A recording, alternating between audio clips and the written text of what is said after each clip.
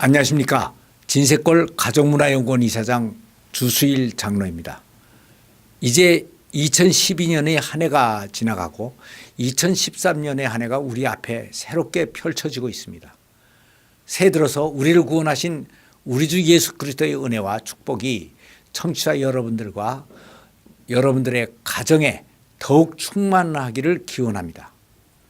사실 2012년이 지나가고 13년의 새해가 됐다고 해서 시간의 흐름이 달라지거나 갑자기 다른 세상이 펼쳐지는 것은 아닙니다.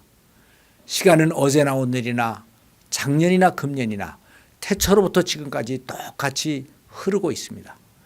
그런데 인간들이 이것을 나누어서 24시간을 하루라고 하고 7일을 일주일이라고 하고 30일을 한 달, 또 365일을 한 해로 구분해서 살아가고 있습니다. 그래서 하루를 보내면서 하루를 반성하고 일주일을 보내면서 주간 계획을 세우고 한 달을 보내면서 월 마감을 하고 1년을 보내면서 연간 계획을 세우는 것입니다. 그런데 이러한 것들은 우리들이 긴 인생을 살아가면서 처음에 세운 목표를 변하지 않고 끝까지 이루어가는 데 큰 도움을 주게 되는 것입니다. 그래서 이 중간 점검은 아주 중요한 것인데 이것은 인간들만이 가지고 있는 지혜입니다. 그래서 시편 기자는 시편 90편 12절에서 우리에게 우리의 날 계수함을 가르치사 지혜의 마음을 얻게 하소서라고 고백을 하고 있습니다. 이 말씀은 우리의 과거 살아나온 날들을 반성하고 앞으로 살아갈 날들에 대한 계획을 새로 세우면서 살아가는 것이 바로 우리 모두의 지혜의 근본이라는 것을 가르쳐주고 있습니다. 그런데 저는 이런 말씀을 보면 대나무의 특징을 늘 생각하게 됩니다. 대나무는 나무이면서도 바로 이러한 지혜를 가지고 있기 때문입니다. 대나무는 가늘면서도 곧게 자랍니다. 그리고 휠지언정 꺾이지를 않아서 절개의 상징이 되어서 시인들의 칭송을 받고 또 동양 화가들의 그림의 소재가 되고 실제 생활에서도 여러 가지 면에서 우리들에게 유용하게 사용이 되고 있습니다. 그래서 시인 윤선도는 오우가에서 대나무를 이렇게 칭송하고 있습니다. 나무도 아닌 것이 풀도 아닌 것이 곱기는 뉘시키며 속은 의이 비었는가. 저러고도 사시에 푸르니 그를 좋아하노라. 아닌 게 아니라 대나무를 자세히 보면 그 속이 비어 있습니다. 그런데도 전혀 약하지가 않습니다. 그리고 가늘고 길게 자라는데도 또 중간에 휘는 데가 전혀 없습니다. 그런데 대나무가 이렇게 되는 비결은 바로 나무의 중간중간에 마디가 있다는 데에 있습니다. 만일 대나무에 마디가 없다면 어떻게 되겠습니까? 칡농쿨과 같이 길게 자랄 수는 있을지 몰라도 곧게 자랄 수는 없을 것입니다. 그래서 우리들은 대나무에서 인생을 살아가는데 반드시 중간 점검이 있어야 된다는 교훈을 얻게 되는 것입니다. 이런 것이 없는 칡농쿨은 방향성이 전혀 없고 아무데나 막 구부러지면서 자라갑니다. 그래서 칡농쿨은 변절의 상징이 되고 별 가치가 없는 것입니다.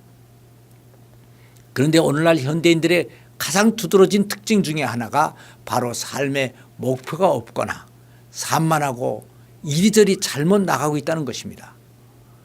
그래서 삶 자체가 방향성을 잃고 이리저리 휘어지는 경향이 있습니다. 그래서 열심히 바쁘게 살아가고는 있지만 인생의 후반부에서는 자기도 모르는 사이에 처음 목표와는 다른 데로 가고 있는 것을 발견하게 됩니다. 그래서 우리들은 한 해를 시작하는 이 시점에서 대나무를 보면서 인생의 목표를 다시 점검하고 살피는 지혜를 가져야 됩니다. 대부분의 사람들은 다 자기는 삶의 목적을 가지고 있다고 생각들을 합니다. 그러나 이런 것들은 단순히 자기의 욕심과 꿈에 불과한 것이지 궁극적인 인생의 목표와 비전이 되지는 못하는 것입니다. 열심히 공부하는 사람들에게 왜 공부를 하느냐 하고 물어보면 좋은 학교를 가기 위해서 공부를 한다고 대답을 합니다. 그러면 왜 좋은 학교를 가야 되느냐 하고 물으면 좋은 직장을 가야 되니까 그런다고 대답을 합니다. 그러면 왜 좋은 직장을 가져야 되느냐 하고 물어보면 월급이 많으니까 그런다고 대답을 합니다. 그러면 왜 월급이 많아야 되느냐고 물으면 돈이 많아야 하고 또 그래야만이 하고 싶은 거를 마음대로 할 수 있지 않느냐라고 반문을 합니다. 그런데 이렇게 자신이 하고 싶은 것을 다 하고 욕망을 채우는 것은 단순한 욕망이나 꿈이지 비전은 될 수가 없는 것입니다. 그래서 여기서는 비전과 꿈은 어떤 차이가 있는가 하는 것에 대해서 한번 생각을 해보겠습니다. 세상에 있는 모든 존재들은 창조주 하나님에 의해서 만들어진 피조물입니다.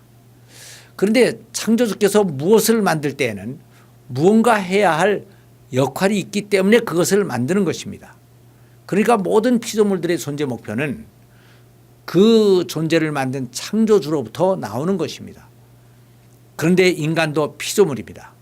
그래서 인간을 포함한 모든 피조물은 창조주 하나님께서 자기를 만드신 목적을 찾아야 되는 것입니다. 그러면 이것이 바로 나의 비전이 되게 되는 것입니다. 골로새서 1장 16절을 보면 만물이 그에게 창조되되 하늘과 땅에서 보이는 것들과 보이지 않는 것들과 보좌나 주권자나 정사나 권세들이 다 그로 말미암고 그를 위하여 창조되었고 라고 말씀하고 있습니다. 그래서 모든 인간들은 자신의 삶 속에서 창조주 하나님의 창조의 목적이 이루어질 때까지는 진정한 평안이나 행복이 있을 수가 없는 것입니다. 그런데 또 한편 창조주 하나님께서는 만물을 만드실 때 모든 존재들이 자기의 존재를 유지시켜야 되기 때문에 자신을 유지시키는 기능으로서 욕망들을 부여해 놓았습니다. 인간들이 몸은 쉬어야 되기 때문에 수면욕을 부여해 놓았고 먹어야 살 수 있기 때문에 식욕을 부여했고 번식을 해야 하니까 성욕을 부여했습니다. 그리고 의식주를 확보해야 되니까 무력이 생기게 했고 자기의 품위를 지켜야 하니까 명예욕을 가지게 한 것입니다. 그래서 인간은 이 욕망들을 채우는 과정에서 만족을 느끼게 해놓으셨습니다. 그런데 인간들은 이 만족을 행복이라고 생각을 하고 인생의 목표로 삼고 살아가고 있는 것입니다.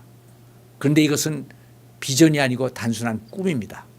그러니까 꿈은 나 자신의 욕망을 충족시키는 것이고 비전은 내가 존재하는 목적을 이루는 것이 되는 것입니다. 물론 나 자신을 유지시키는 것도 아주 중요합니다. 그러나 내 존재의 목표가 나 자신을 유지시키는 것이 될 수는 없는 것입니다. 나는 무엇인가 다른 것을 하기 위해서 존재해야 하는데 이 다른 것이라는 것이 바로 이웃이고 창조주 하나님이 되는 것입니다. 그러니까 하나님이 없는 세상 사람들은 꿈은 있지만 비전은 있을 수가 없습니다. 그래서 하나님께서는 인간이 이 비전을 성취할 때 욕심을 채울 때와는 또 다른 특별한 보람과 성취감을 느끼게 하셨는데 이것이 바로 수준 높은 행복으로 우리들의 비전이 되는 것입니다. 그래서 하나님을 믿는 우리들은 이러한 비전을 이루면서 살아가야 합니다. 금년은 청취자 모든 분들이 단순한 꿈을 넘어서 이러한 구체적인 비전까지를 가지고 확실하게 성취시키는 한 해가 되어지기를 바랍니다. 감사합니다.